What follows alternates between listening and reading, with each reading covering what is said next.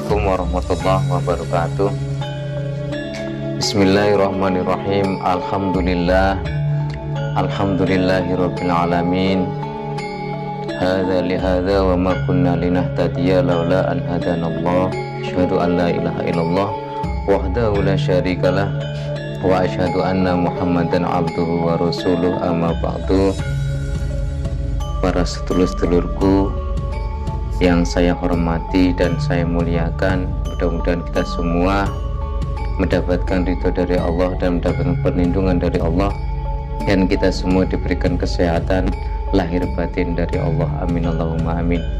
Kedua kalinya salawat beserta salam marilah kita haturkan kepada junjungan kita Habibana wa Nabiyana Muhammad sallallahu alaihi wasallam, yang kita mengaku-ngaku sebagai umatnya kelak di yaumul qiyamah nanti. Kita semua diakui umat beliau dan mendapatkan syafaat beliau. Amin Allahumma amin. Ini langsung saja kepada sedulur-sedulurku, saya di sini sebelumnya minta maaf kepada saudara-saudaraku semua. Kami di sini akan menjelaskan tentang kegunaan keris yang ada di keris atau pusaka yang ada di depan saya ini, karena ada amanat atau mandat, ada sesuatu yang janggal dari pusaka ini, yang apabila pusaka ini tertangkap kepada orang-orang yang tak bertanggung jawab, maka akan dilaksanakan lelakon-lelakon yang batil atau zalim kepada umat manusia. Nah, ini kita perkenalkan dulu. Ini namanya keris Omyang Jimbe, ya sejenisnya seperti itu. Kalau nama aslinya saya nggak tahu. Dan keris ini sudah berada di tangan saya sudah agak lama, tapi saya khawatir kalau keris ini digunakan untuk sewenang-wenang oleh para manusia yang tak bertanggung jawab. Mari kita perlihatkan dulu pusakanya ya. Kita cabut terlebih dahulu. Bismillahirrahmanirrahim.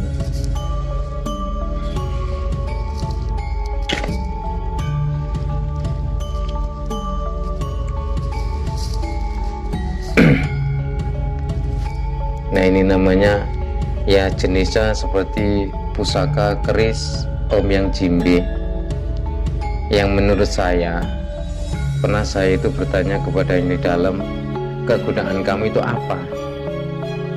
Kegunaannya ada 3 yang pamungkas. Yang pertama, untuk jaga-jaga badan, untuk melawan musuh, maksudnya dalam suatu peperangan. Yang kedua, untuk kenaikan derajat atau wibawa manusia itu sendiri yang memegangnya. Dan yang terakhir itu untuk penakluk. Nah, masalah untuk pegangan sudah jelas lah. Apabila ada yang menzolimi diri kita, apabila kita memegang lantaran keris ini, insya Allah Allah SWT akan menyelamatkan kita. Terus yang kedua udah jelas juga. Yang ketiganya ini untuk penakluk.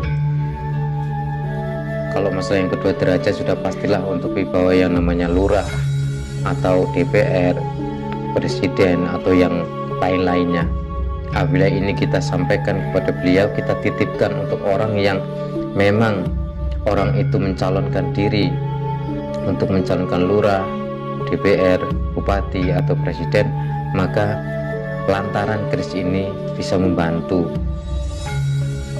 Yang ketiga, yaitu keris ini juga berguna untuk penakluk. Ini yang saya khawatirkan, karena ini juga bisa untuk menaklukkan manusia, entah itu laki-laki, entah itu perempuan.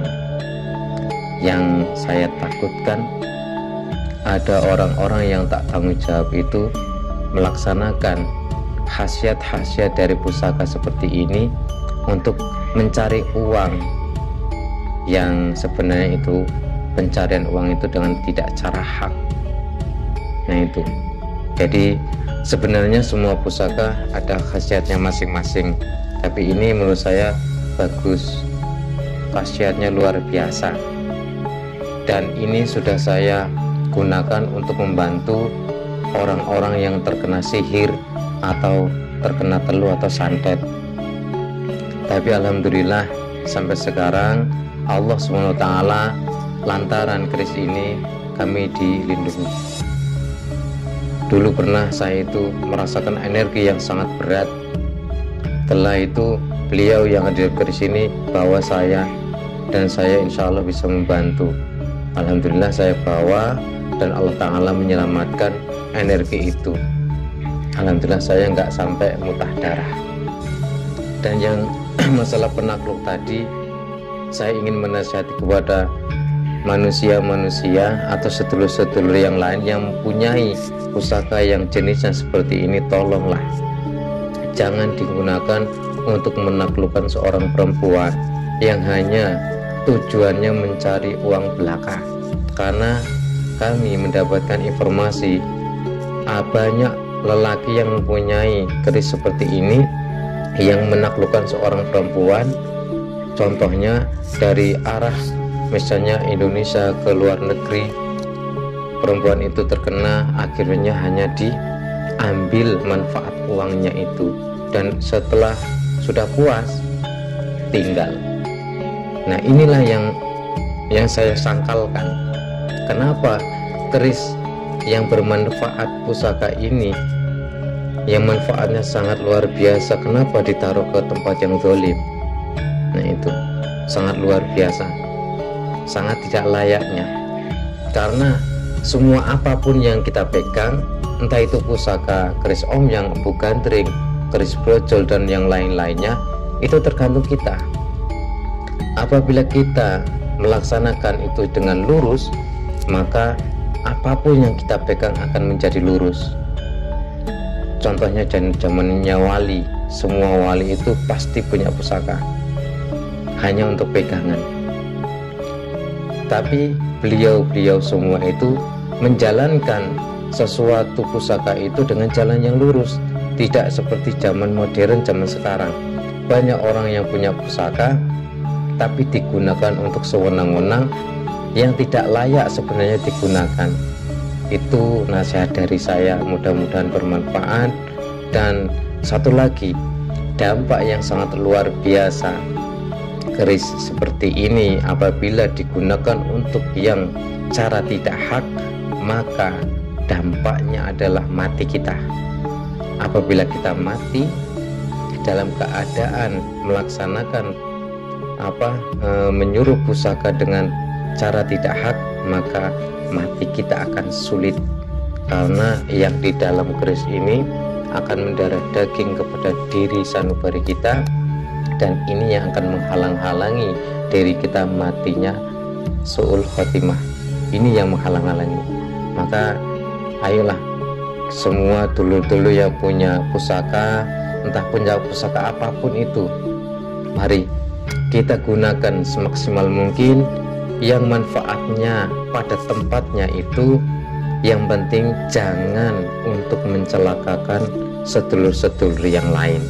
Saya minta maaf sebelumnya karena saya sudah lama ingin menanyakan seperti ini dan ingin memberikan video ya seperti ini, karena saya itu agak bimbang.